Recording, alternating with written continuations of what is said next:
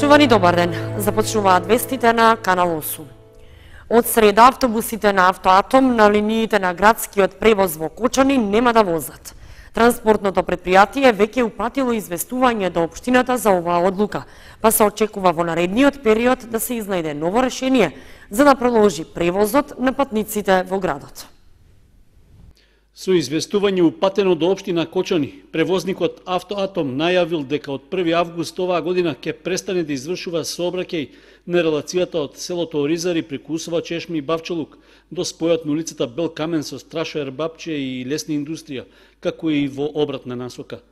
Според Автоатом, причината за укинување на релацијата е што таа по интерните анализи на претпријатието се покажала како непрофитабилна и неисплатлива за натамошно изведување. Линијата беше определена со одлука на Советот на општина Кочани за организирање и субвенционирање на општинскиот линиски превоз на патници за период од 1 година, сметано од денот на склучување на договорот со избраниот превозник во спроведената постапка. Со одлуката, Советот побара општина Кочани да учествува со 50% во цената на билетот, што на граѓаните што го користат општинскиот линиски превоз на патници им се наплатува по цена не повисоко од 20 денари. Општинскиот линиски превоз на подрачјето на општина Кочани треба да го врши превозник избран во постапка што е спроведена согласно соодветните законски прописи. До сега беа поништени 2 постапки за јавна набавка за вршење на линискиот превоз. При првиот повик што го објави општина Кочани, превозникот Автоатом побарал цена од 30 денари за еден билет, сума што не е во согласност со одлуката на Советот, а на последниот повик за јавната набавка не се јавил ниту еден понудувач за вршење на јавниот градски превоз. По оваа одлука на Автоатом, општина Кочани најавува дека нема да се откаже од организирањето и субвенционирањето на јавниот превоз.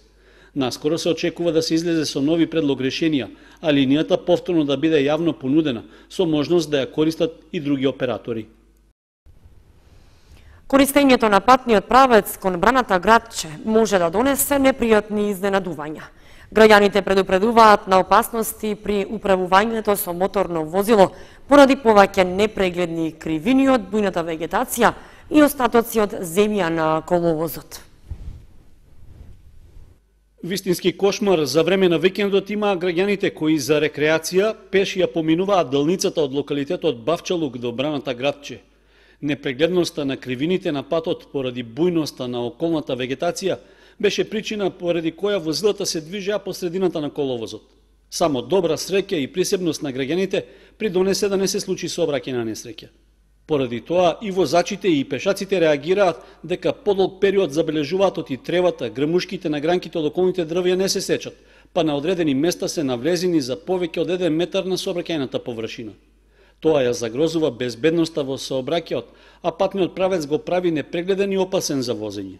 На коловозот се забележуваат и остатоци од песок и земја што се нанесени од пороите од околните ридови, поради што и движењето на возилата не е најбезбедно.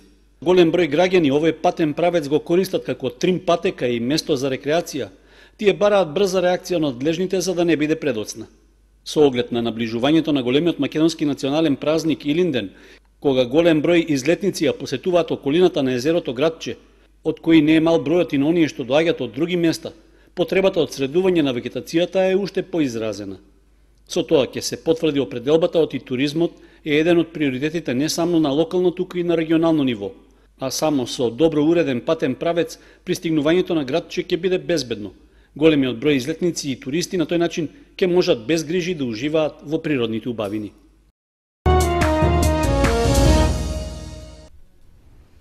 Во тек е процедурата за донесување на детален урбанистички план за селото Бели. По тој повод локалната самоуправа ги повикува граѓаните, здруженијата и правните лица да се вклучат во јавната презентација со своји забелешки и предлози.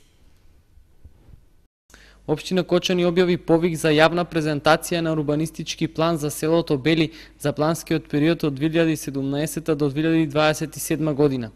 Со оглед на законската процедура закажана е јавна расправа во која може да се вклучат заинтересираните страни. Своите забелешки граѓаните, здруженијата и правните лица може да ги достават на јавната презентација која ќе се одржи на 7 август со почеток од 12 часот во просториите на училиштето во село Бели. На презентацијата ќе бидат представени измените на урбанистичкиот план за ова населено место.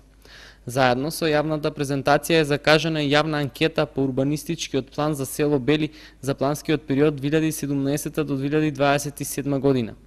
Предлог планот ќе трае 15 дена, а ќе се спроведе во периодот од 1 до 15 август, рок во кој заинтересираните физички и правни лица од конкретното подрачје опфатено со планот можат да достават забелешки и предлози на анкетни листови во писмена форма, кои може да ги подигнат од архивата во општинската зграда или од веб страницата на општината, и во електронска форма преку информацијскиот систем е-урбанизам.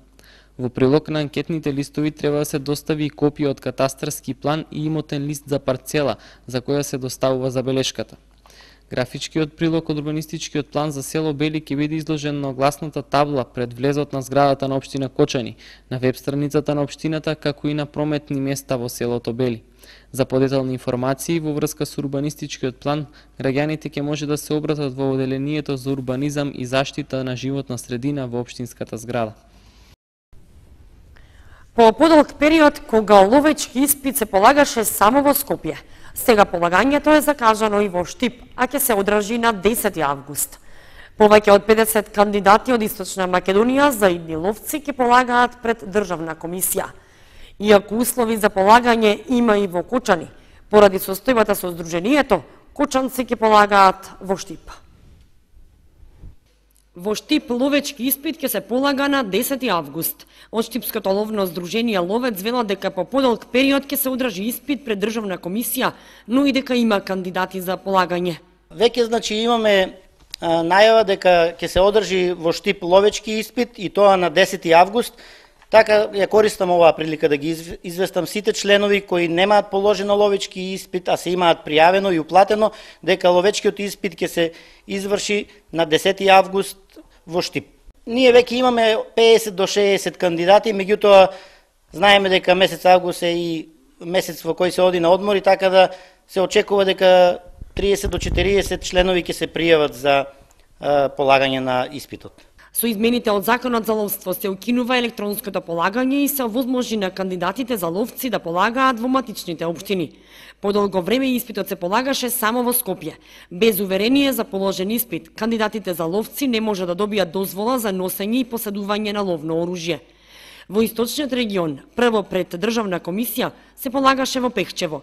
Над 100 кандидати од Берово, Делчево, Македонска Каменица, Виница, Кочани и Пехчево усно и практично го полагаа испитот пред Државна комисија на регионалниот испит што се одржа во јуни.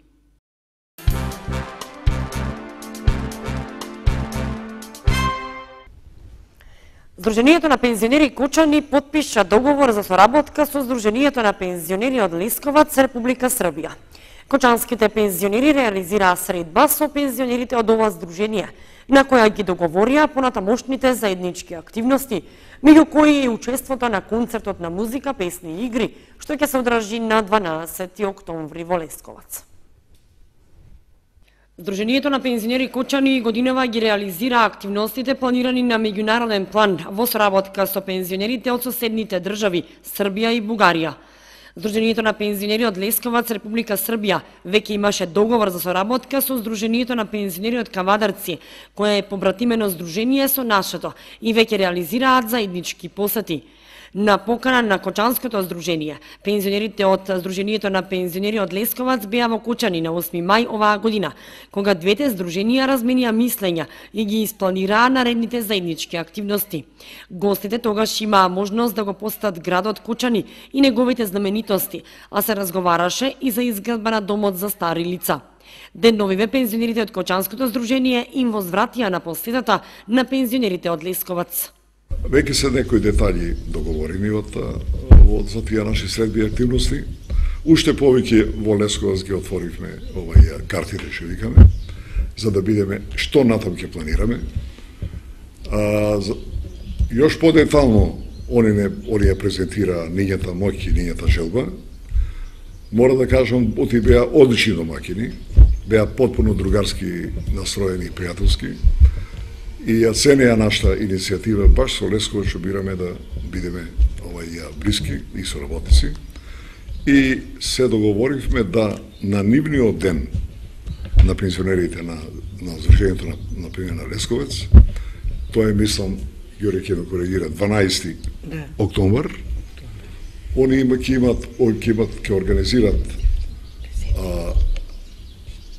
еден концерт на песма, музика и игра, на кој ќе настапат само трите здруженија. Ќе настапе Кочани, Лесковец и Кавадарци. Ќе ни се даде негде по 30 до 40 минути една поголема минутажа за настап. Да тај концерт се попуне со едно активно учество и кратки говори до 2 сата. На свечан начин, на дружењето, на заедничката вечера, они како домаќини ќе организират да се на свечан начин подпише тај меѓусебен договор меѓу Кочани и Лесковец. Ние ќе понудеме и од локална самоуправа, ако не е градоначалник од некој друг, али ќе бидеме и побројни од извршниот одбор на таа средба и на тај подпис, бидејќи тоа е сепак еден голем настан, што натаму со години верувам оти још поубаво ќе се проширува и ќе се допринесува. На средбата во Лесковац со одговорните на Кочанското здружение беше и председателот на збртименото здружение од Кавадарци Ристо Ангјушев, кој што исто така го изразил своето задоволство што и Кочанското здружение ќе подпише договор со здружението од Лесковац, па сите три здруженија ќе може да реализираат заеднички активности. Ваква соработка Кочанското здружение ќе воспостави и со здружението на пензионери од Сандански, Република Бугарија.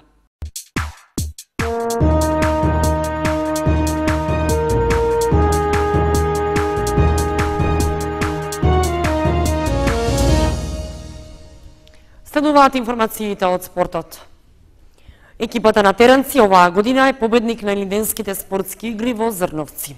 Второто место и припадна на екипата на ИНТ, додека како трето пласиран е тимот на Екстра Фунги. Исто така беа прогласени најдобар стрелец, играч и голман на турнирот.